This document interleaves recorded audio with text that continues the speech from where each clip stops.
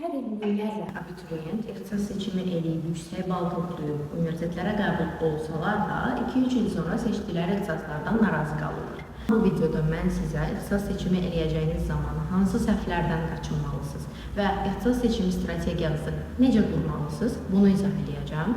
Bəs mən kiməm və bunu sizə hansı sifətlə izah edirəm? Mən Xədicə Əliyeva artıq 2 ildən artıq bir müddətdir ki, abituriyentlərin təkcə universitetə qəbul olmalarına yox, həm də gələcəklərinə uyğun qərar vermələrinə kömək edirəm. Bu müddət ərzində yüzlərlə abituriyent və valideynlə işlənmiş, mentorluq proqramları keçirilmiş, ixtisas seçimi üzrə konsultasiyalar keçirilmiş, həmçinin öz müəllim komandamızla birlikdə blok və buraxılış imtahanlarına intensiv hazırlıq proqramları təşkil etmiş, həmin o şəxsəm. Və bu kanalda da bütün bu proseslər müddətində əldə etdiyim bütün təcrübələri, öyrəndiyim bütün məlumatları bu kanalda sizlərlə bölüşürəm. Həmçinin kanalımda müxtəlif universitetlərin, müxtəlif ixtisasların tələbələri ilə müsahibə apardığımız videolar var. Onları izləyərək də bəzi universitetlər və ixtisaslar haqqında müəyyən fikirlər əldə edə bilərsiniz. Elə isə gəlin videomuza başlayaq. Bilirsiniz, ixtisas seçiminə çox az bir müddət qalıb və biz ən yaxşı ixtisası seçmək istəyirik. Amma kim üçün ən yaxşı? Özümüz üçün ən yaxşı. Azərbaycanda seçilən top 3 ixtisas və ya dünyada ən yaxşı top 3 universitet və ya ixtisas, biz bunları seçmirik. Biz özümüzə uyğun olanı seçirik. Özümüzə uyğun olanı necə təyin edəcəyik? Özümüzə müəyyən suallar verərək və bir nöqtəyə gedib çatana qədər, hansı ki o nöqtədə biz artıq məlum olacaq ki, biz təxminən nə istəyirik? Əlbəttə ki, insanın istədikləri 5 il, 10 il ərzində dəyişə bilir və bunun dəyişməməyi anormal olardı. Çünki biz özümüz dəyişirik, inkişaf edirik, nə istəyib istəmədiyimizi zamanla öyrənirik. Bunlar hamısı normaldır. Sənin hal-hazırda konkret olaraq nə istədiyini bilməməyin çox normaldır. Amma indiki şəraitdə verə biləcəyin ən doğru qərar hansı olar? Biz o qərarı tapıb ona uyğun ixtisas seçimi eləyəcəyik. İstəyirəm ən birinci və ən çox geniş yayılmış olan nüans olan mən bu baldan hara düşürəm sualı ilə başlayaq. Mənə həddindən artıq çox mesaj gəlir, istəyir abituriyentlərdən, istəyir valideynlərdən və hər birinizdən danışmaq mənim üçün çox xoşdur. Amma bir nüans var ki, mənə yazırlar ki, uşaq tutaq ki 510 bal yığıb ya da mənim əlimdə 440 balım var. Mən bu balla hara düşürəm? Bizim verməli olduğumuz sual əsla bu deyil. Tamam, balı yığmışsınız, o bala uyğun seçim eləyəcəyik, o cibdədir, o aydın məsələdir. Amma bu balla hara düşürəmdən əlavə, mən nə olmaq istəyirəm? Mən gələcəkdə hansı sahədə işləmək istəyirəm? Bu suallar sizə indi çox qorxulu gələ bilər, bunu başa düşürəm. Amma biz hamısını bir yerdə tapıb aydınlaşdıracağıq və bir nəticəyə çatacağıq. Mən gələcəkdə təxminən hansı sahədə olmaq istəyirəm? Mənə daha çox hansı sahə maraqlıdır? Hansı sahə daha çox şaxəlidir? Və mən onu seçəndən sonra onun bölünmələrindən birinə yönələ bilərəm və ya ikisinə yönələ bilərəm. Bizə çox yediriblər ki, bir işi gör və ən yaxşısı ol. Bu belə deyil. Təəssüf ki, bu belə deyil. Hətta təəssüf edilməzdir, bu şad xəbərdir ki, bu belə deyil. Siz eyni anda bir çox işdə yaxşı ola bilərsiniz, multitasker ola bilərsiniz, çox istiqamətli ola bilərsiniz. Ona görə də seçəcəyiniz ixtisası da ya konkret bir ixtisas, hansı ki sən bilirsən ki, sənə bu maraqlıdır, ya onu seçəcəksən, ya da çox geniş bir şey seçəcəksən, çünki indi tam olaraq bilmirsən onun hansı qolu sənə daha maraqlıdır. Amma bunlardan biri sənə maraqlı ola bilər, ona onu seçəcəksən. Odur ki, balımızdan əvvəl baxmalı olduğumuz şey nədir? İxtisaslara baxdıq, adlarını araşdırdıq. Məsələn, tutaq ki, yazılıb 2-ci qrupsan və maliyyə yazılıb. Maliyyə hamıda işləyirsən, nəsildə hamı bankda işləyir və ya tutaq ki, hamı deyib ki, maliyyəni oxu çox yaxşıdır, maliyyə oxuyanların hamısı çox yaxşı yerlərdə işləyir falan. Amma sən hesabı soruşanda ki, hara qəbul olunursan maliyyəyə, maliyyəni oxuyub nə edəcəksən? Bu suala cavab verə bilmirsənsə, sən orada batdın. Sən ixtisasların hər birini yaxşıca araşdırmalısan. Maliyyəni oxuyub nələr eləyə bilərsən? Ümumiyyətlə, maliyyə nə deməkdir? Kimlər üçün lazımdır? Sənin xarakterinə uyğundurmu maliyyə? Bunların hər birini araşdırıb, ondan sonra biz ixtisas seçimi eləyəcəyik. Mənim 500 balım var, mən maliyyəyə düşürəm. Elə maliyyəni də tutaq ki, elə deyil mən bilən balı, baxmamışam ən son ballara. Maliyyəni də tutaq ki, balı 500-dür, mənim də 510 balım var. Mən ən birinci yerə maliyyə yazım, yerim hazırdır, yox. Sən ola bilər ki, 510 balım var, amma sənə uyğun ixtisas 310 ballıq ixtisasdır. O demək deyil ki, sən 200 balın heyif getdi, yox. Qrupda ən çox bal yığan olmağın da özünə görə üstünlükləri olacaq sabah. Sən starista olacağın zaman və ya istənilən bir nüansda, fakültə daxilində sənin üçün çox faydaları olacaq. o fakültədə ən yüksək ballı tələbə olmağı. Bu birinci və ən önəmli nüansdır. İlk öncə sənin nə istədiyini aydınlaşdır, daha sonra balına uyğunlaşdır həmin istəyi. Sonraki və ən az bilinən səhvimiz nədir? Bir ixtisasın balına aldanmaq. Məsələn, bu ixtisasın balı 600 ballısa, 100% bu ixtisas möhtəşəmdir. 100% burada hər şey, bütün dərslər çox yaxşı keçirilir. 100% buranın müəllimləri əladır, bu universitet superdir, bu ixtisasda qəşəng fənlər var, yox. İxtisasın balının çox olmağı hər zaman onun ən yaxşılardan biri olmağı mənasına gəlmir. Bu ola bilər ki, o ixtisasın kontingenti azdır. Yəni, sırf niş bir tələbə kütləsinə xitab edir. Ola bilər ki, həmin il üçün o elə olub, necə olubsa bir hadisə olub. Məsəl üçün, burada biz investisiya və trading sahələrinə bunu uyğunlaşdıra bilərik ki, həmin ildə elə bir şey olub ki, tutaq ki, risk qızılın qiyməti qalxıb, amma birazdan yenə düşəcək də. İxtisas seçimində buna uyğun düşünə bilərsiniz. Qızılın qiyməti qalxanda onun dəyəri anidən dəyişmir, nə də düşəndə anidən dəyəri dəyişmir, özündəki dəyəri. Çünki o artım və ya azalma davamlı dəyişə bilən bir şeydir. Bu eynilə ixtisasların balına da aiddir. Yəni, bir ixtisasın balının çox yüksək olmağı, onun ən yaxşı olmağı demək deyil. Nədə? Bir ixtisasın balının çox aşağı olmağı, onun pis olmağı demək deyil. Məsələn, UNEC-in Türk Dünyası İqtisad Fakültəsi var, hansı ki, orada təhsil türkçədir və onun balı digər UNEC-in fakültələrinə, Azərbaycan dilli fakültələrinə nisbətən daha aşağıdır. Və bu deməkdir ki, o fakültə çox pisdir, yox. Mən hətta sizə deyərdim ki, bəzi az sektor müəllimlərindən daha yaxşı müəllimlər var o Türk sektorunda. Və orada tələbəyə olan yanaşma da çox fərqlidir. Orada təhsilin keyfiyyəti də çox fərqlidir. Yəni, bu ixtisasda balın aşağı olmağı həmçinin onun keyfiyyətinin aşağı olmağına gətirib çıxarmır. Üçüncü və mənim özüm üçün də ən paradoksal sayılan səhvlərdən biri nədir? İxtisasa yox, universitetə baxmaq. Məsələn, sən məsəl üçün, universitet adı çəkməyəcəm, çünki mən hər biri haqqında danışıram və tərəfsiz danışmalıyam. Məsələn, X universitetində tutaq ki, olsun beynəlxalq ticarət və logistikaya qəbul olursan, amma Y universitetində maliyyəyə qəbul olursan və X universitetinin reytingi Y-dən daha çoxdur. Sən də deyirsən ki, yox, mən maliyyə seçməyim, logistika seçim. Bu, əlbəttə ki, o demək deyil ki, maliyyə logistikadan daha yaxşıdır. Sənə görə dəyişir bu. Mən misal üçün belə bir seçim qoyuram. Bu universitet daha yaxşıdır. Yox, mən logistikanı sevməsəm də, logistikanı seçim. Mən maliyyə istəyirəm əslində. Amma bu universitetdə, yəni reytingsiz universitetdə maliyyə oxumaqdansa çox reytingli universitetdə logistika oxuyum daha yaxşıdır. Bu düşüncə yanlışdır. Amma hər zaman da yanlış deyil, ona görə deyirəm, paradoksaldır. Siz bu ixtisas seçimini eləyəcəyiniz zaman universiteti araşdırdığınız qədər ixtisasını araşdırmalısınız. İxtisası araşdırdığınız qədər universiteti araşdırmalısınız. Azərbaycanda bəzi universitetlər var ki, tələbəyə təklif elədiyi şanslar çox aşağıdır, çox məhduddur. Məsələn, adicə IELTS sertifikatının əldə edilməsi ilə bağlı, ödənişin geri qaytarılması ilə bağlı tələbələrə, orada bütün universitetlər yoxdur o anlaşmada. Bəzi universitetlər var və həmçinin ikili diplom şansları, imkanları var, Erasmus imkanları var, bəzi əlavə layihələr, yüksək ortalama olanda belə olur. Bu tip şeylər var, hər universitetdə olmayan, bəzilərində olan bəzi nüanslar var. Həmçinin müəllim heyəti, idarə etmə heyəti, keçirilən fənlər. Yəni, siz diqqət eləyəndə bunların hamısına diqqət etməlisiniz. Universitet seçimi önəmlidir, bir şey demirəm. Amma ixtisas seçimi universitetdən daha önəmlidir bir çox nüansda. Və universitetinizi də seçərkən onun bütün imkanlarını nəzərdən keçirin. Universitetin özünə elədiyi reklama baxmayın. Daha çox universitetin əlamələrindən, yəni daha öncə o universiteti bitirmiş ya da cari ildə oxumaqda olan insanlarla əlaqə saxlayıb universitet haqqında məlumat əldə edə bilərsiniz. Ya da mənim videolarımı izləyə bilərsiniz. Hansı ki, mən demək olar bir çox universitet haqqında danışmışam kanalda və danışmağa davam edəcəyim. Odur ki, universitet seçimi, ixtisas seçimi eləyəcəyimiz zaman birinci biz ixtisasımızı seçirik. Sonra o ixtisasa uyğun universiteti seçəcəyik.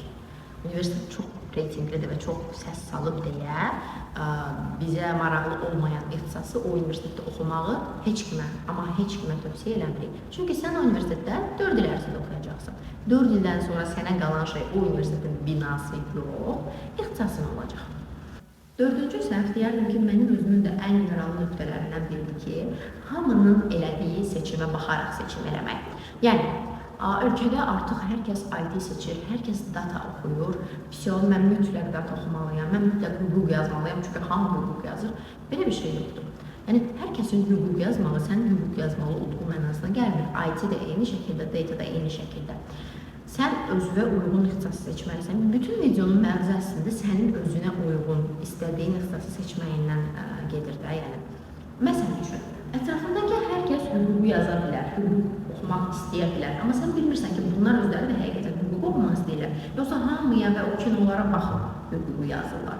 Çünki hal-hazırda gedən, ekranlarda gedən və keçmişdə də getmiş olan kinoların çoxları, abituriyentləri çox təsirləndirir ixtisas seçimi ilə bağlı. Yəni, Kalp atışı serialından baxıb neçə nəfər ixtisas seçimində 4-cü qrupu seçdi. Yəni, bunları düşünmək lazım. Ya da yargıya baxıb neçə nəfər 3-cü qrupu seçdi. Yəni, bu əslində çox təhlükəli bir şeydir. Çünki sən özünü tanımalısan. Sən özünün nə istədiyini bilməlisən. Əlbəttə ki, biz 17-18 yaşımızda özümüzü möhtəşəm tanıya bilməliyik. Biz heç bir yaşımızda özümüzü möhtəşəm tanıya bilməliyik. Amma ən azından özümüzə müəyyən suallar verərək, müəyyən bir strategiyanı, bir yol xəritəsini, bir roadmap'ı izləyərək biz bir yerə çata bilərik, bir düşüncəyə çata bilərik ki, biz təxmini nə istəyirik. O səbəbdən də hər kəs hüquq yazdı. Bütün sinif yoldaşların hamısı 3-cü qrupda hüququ seçdi deyə sən də hüquq seçməli deyilsən. 5-ci və ən önəmli nüans budur. Mənim öz tələbələrimin, öz abituriyentlərimin mənə ən çox yazdığı və məni ən əsəbləşdirən sual budur. Müəllimə, ya da Xədicə xanım, ən gəlirli ixtisas hansıdır 3-cü qrupda? Mən onu yazım. Niyə? Yəni, ən gəlirli ixtisas deyə bir sual yoxdur. Bunu ümumiyyətlə sizə kim deyibsə, çox səhv deyib, çox səhv izah edib. Ən gəlirli bir şey yoxdur, bir ixtisas yoxdur ki, hamı həkim olsun, həkimliyə bomba gəlir və mən oraya gedirəm, yox, belə şey yoxdur. Ən çox gəlirli şey bacarıqdır. Sənin o şeyi nə qədər yaxşı bacarmağın sənə ən çox gəliri verə biləcək. Neçə nəfər tanıyırsınız, iqtisadiyyat ixtisasını tutarıb, bankda işləyir, 600 manat maaş alır. Neçə nəfər də tanıyırsınız, eyni ixtisası bitirib, onun qrup yoldaşıdır. Amma ya öz biznesi var, aylıq gəliri 3000-i, 4000-i aşan, ya da yenə hansısa özəl bir şirkətdə tutaq ki, işləyir, 2000 plus maaş alır. Bunlar ikisi də eyni insandır, 4 il ərzində eyni tədrisi alırlar. Amma fərqli qazancları var. Niyə? Çünki biri daha yaxşı bacarır. Çünki biri günümüzün tələb elədiyi bacarıqları daha yaxşı mənimsəyib, daha yaxşı öyrənib, 4 il ərzində boş oturmayıb, daha çox şey öyrənib, daha çox sertifikat əldə edib, daha çox təcrübə əldə edib. Yəni, bunların hər biri önəmlidir və ən çox gəlirli deyə bir şey həqiqətən yoxdur. Sən memarlığı da oxuyub çox qəşəng pul qazana bilərsən, sən şərabçılığı da oxuyub, hansı ki, balı ən aşağı ixtisaslardan biridir, çox qəşəng pul qazana bilərsən. Sən iqtisadiyyat da oxuyub çox qəşəng qazanarsan, hüquq da, IT də, biotexnoloji, mühəndislik də, istənilən mühəndisliklər özləri də çox yaxşı gəlirli sahələrdir. Yəni, gəlirsiz sahə, mən sizə bunun qarantiyasını verirəm ki, gəlirsiz sahə deyə bir şey yoxdur. İstənilən seçəcəyiniz sahədə gəlir var. Artıq günümüzdə bəli, aktual olmayan bəzi ixtisaslar var, hansı ki, keçmişdə qalmağa doğru gedəcək o ixtisaslar. Onların burada adını çəkməyəcəm, çünki doğru hesab eləmirəm. Amma mənim ixtisas seçimi ilə bağlı konsultasiya və mentorluğumda olsanız, əlbəttə ki, bunlarla bağlı sizə müəyyən məlumatı verəcəm. Amma publikasiyada bunları demək, ictimai ekranda bunu deməyi doğru hesab eləmirəm. Bu ixtisaslar xaricində heç bir ixtisası biz gəlirsiz adlandıra bilmərik. Bu səbəbdən biz həmin o maaşa görə, ya da bibim oğlu iqtisadiyyatı qutarıb 3000 manat maaş alır, mən iqtisadiyyatı oxuyacam, çünki mən də o maaşı alacam. Yox, ola bilər ki, sən oxuyarsan, qutararsan, heç nə iş tapmazsan, tapa bilməzsən demirəm, tapmazsan deyirəm, çünki bu sənin əlindədir. Və sən 400 manata, 500 manata işləyərsən. O vaxtda indi minimal maaşda qalxıb, yəqin ki, 500-ə çatar sizi bitirənə. Növbəti bir məsələ, yəni 6-cı nüans nədir? Gələcək planını düşünməmək. Şəxsən mən özüm abituriyent vaxtımdan bilirdim ki, mən təhsilimin bir qismini mütləq xaricdə davam etdirəcəm. Xaricdə yaşayaram, yaşamaram bilmirəm. Amma təhsilimin bir qismi xaricdə davam eləməlidir mütləq. Bunun üçün mənə nə lazım idi? GPA-mi, yəni ümumi ortalamamı deyim, qiymətimi yüksək saxlaya biləcəyim bir universitet, ixtisasiyada, hansı ki, mən onu oxuya biləcəm və yaxşı qiymətlər ala biləcəm. Mənə nə lazım idi? İngilis dilini mənə unutturmayacaq bir ixtisas Mənə nə lazım idi? Xarici əlaqələri yaxşı olan bir universitet. Və mən bunların üçünə uyğun gözəl bir universitet seçimi eləmişəm. UNEP-də oxumuşam və hal-hazırda da top 100 universitetlərdən birinə artıq qəbul olmuşam. Bu o deməkdir ki, mən əvvəlcədən 17 yaşımda artıq nə istədiyimi az-çox bilirdim və ona uyğun seçim eləmişdim. Ona uyğun universitet seçmişdim. Və mənim belə planlarım olmasaydı, mən dövlət işinə yönəlsəydim ən başından, dövlət işində işləmək mənə hələ də çox maraqlıdır, amma təhsilimi davam etdirdikdən sonra o səbəbdən mən buradan davam etməyi seçdim. Sən ona görə özünə sual verməlisən. Mənim gələcəklə bağlı təxmini planlarım nədir? Mən xaricə getməyi heç düşünürəm ümumiyyətlə. Heç düşünmürəmsə buna uyğun universitet seçimi eləyərəm. Hansı ki, burada bitirəcəm və dalıca möhtəşəm iş tapa biləcəm, qəşəng fürsətləri olacaq mənim üçün. O universiteti seçəcəksən. Amma xaricə getmək istəyirsənsə, beynəlxalq əlaqələri daha güclü olan universitet seçəcəksən. Ya həmçinin ortalamamı yüksək saxlaya biləcəyin bir universitet seçəcəksən. Və ixtisasını da xaricə getməyə uyğun ixtisas seçəcəksən. Çünki elə ixtisaslar var ki, onları sənin xaricə davam etdirməyin çətin olacaq. Və dövlət xətti ilə xaricə getmək istəyirsənsə də, onun top, yəni prioritet 15 ixtisasları var, hansı ki, onlarla davam etməlisən təhsilini ki, sən sabah bir gün getmək istəyəndə orada öz ixtisasına uyğun bir şey tapa biləsən. Nüans 7 və ən həssas mövzulardan biridir ki, valideynlərin və qohumların seçimini etmək. Mən sizə deyim ki, valideynləri hər kəs deyə bilər ki, bu həyat sənindir, sən yaşayacaqsan, valideynin dediyini etmə, o seçimi eləmə. Mən belə düşünmürəm. Valideynlərin seçimlərinə kifayət qədər hörmət eləmək lazımdır, onların məsləhətlərini dinləmək lazımdır. Amma əgər sənin özünlə bağlı konkret bir fikrin varsa, bir planın varsa, nə istədiyini bilirsənsə, o xətt üzərindən getmək və bunu onlara da izah eləmək daha önəmlidir. Sizə bir tələbəmdən misal göstərə bilərəm, hansı ki, onun valideynləri başda onun həkim olmağını, 4-cü qrup oxumağını çox istəyirdilər. Amma o 4-cü qrup oxuduğu zaman sınaq imtahanlarının 200-300 balı keçmirdi, ümumi balı. O bir anda 2-ci qrupunu dəyişdi, fənlərə uyğun olaraq. Və bir anda onun balı necəsə oldu, 500-600-ə qalxmağa başladı. Bu o deməkdir ki, bu insan burada daha yaxşı performans göstərir. Və bunun ixtisasları da, yəni o qrupda olan ixtisasları da bu insana daha maraqlı olur. Belə olduğu təqdirdə, ola bilər valideynin səndən bağlı bəzi arzuları var. Bu çox gözəl bir şeydir. Valideynimizin bizlə bağlı arzuları olmalı çox gözəldir. Amma sən əgər özünü, öz performansını digər bir kateqoriyada daha yaxşı göstərə bilirsənsə, sən oradan irəliləməlisən. Yəni, hər kəs bunu seç deyə bilər sənə. Amma sən özünü orada görürsənmi? Çünki bizim hisslərimiz heç vaxt yanılmır. Mən özümü orada görmürəmsə, demək ki, orada ola bilməyəcəm. Orada öz fəaliyyətimi ən yaxşı şəkildə davam edə bilməyəcəm. Orada öz, necə deyərlər, potensialımı ən yaxşı şəkildə göstərə bilməyəcəm. 8-ci və sonuncu sinifimiz araşdırma eləmədən o siyahını doldurmaq. Və araşdırma deyəndə də nəzərdə tutduğum, keçən ilin abituriyent jurnalına baxıb, boş yerlər, keçən ilki ballar, həmişə bunu yazdım getdik. Araşdırma dediyim şey burada edir. Araşdırma dediyim şey nədir?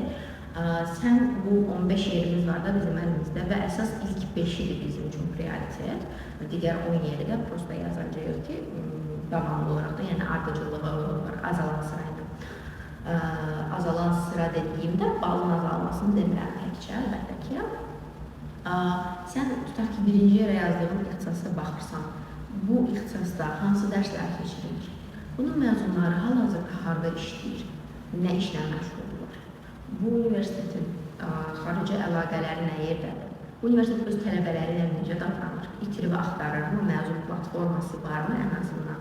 Öz tələbələrinə bir şərait yaradırmı? Bu universitetdə dərs şəraiti necədir? Sinif otaqları necədir? Elektronlaşma, rəqəmsallaşma varmı? Yoxsa biz hələ də müazirəmi yazacağıq? Bizdən hələ də müəllimlər 10 səhifə A4-dən nəsə yazmağı tələb edəcəklər. Süni intellektdən istifadə inkişaf edibmi bu universitetdə? Mənim araşdıracağım şeylər bunlardır. Çünki sən 4 il bu universitetdə oxuyacaqsan, ixtisasın qədər universitet də önemlidir. O səbəbdən qəşəng araşdırırsan. Və məsələn, maliyyə ixtisası ilə bütün videonu belə davam etmişik, ona davam edək. X universitetindəki maliyyə ilə Y universitetindəki maliyyənin sillabusu, yəni keçirilən fənlər eyni olmur. Ona görə sən bunları yaxşı-yaxşı araşdırmalısan və sonra ixtisas seçimi eləməlisən. Baxın, ixtisas seçimi sadəcə 15 yeri ardıcıl şəkildə yazıb hansına qəbul olacağını gözləmək deyil. Sənin gələcəyinlə bağlı qurduğun strategiya, atdığın ilk addımdır bu. O səbəbdən kifayət qədər diqqətli davranmalısınız. Bunu heç kimə əmanət eləməməlisiniz, öz araşdırmanızı eləməlisiniz, seçimlərinizi eləməlisiniz. Yəni, bu sizin həyatınız üçün çox önəmli bir addımdır. İstər daha sonra magistr dərəcəsini davam etdirin, istər birbaşa iş həyatına atılın. Hər bir halda seçəcəyiniz ixtisas, qəbul olacağınız universitet və ixtisas çox önəmlidir. Və əgər sən ixtisas seçimi eləməkdə çətinlik çəkirsənsə, verdiyim bütün bu suallara özlüyündə cavab verə bilmirsənsə və özünlə bağlı fərdi strategiyaya ehtiyacın varsa, mənim mentorluq proqramıma qoşula bilərsən, hansı ki bu ödənişlidir və biz səninlə saat yarımlıq konsultasiya edirik və bu müddət ərzində hansı ixtisasın sənə daha uyğun olduğunu seçirik. Bütün universitetlər haqqında, maraqlandığın bütün universitetlər haqqında mən sənə məlumat verirəm, ixtisaslar haqqında məlumat verirəm və ən doğru və səmərəli şəkildə biz o ardıcılığı qururuq. Bununla bağlı açıqlama hissəsində qeyd elədiyim nömrə ilə əlaqə saxlaya bilərsən, birbaşa özüm sizinlə əlaqə saxlayacağam. Və beləliklə videonun sonuna gəldik. Aşağıda sizdən tələbim olacaq ki, öz balınızı və maraqlandığınız sahəni yazasınız və mən də sizin bu çoxluğunuza, tələbinizə əsasən növbəti videoda hansı bal aralığında, hansı qrupda, hansı ixtisası seçmək daha məqsədə uyğun var, hansıları ümumiyyətlə seçə bilərsən, hansı variantlar var, bu haqda danışacağım.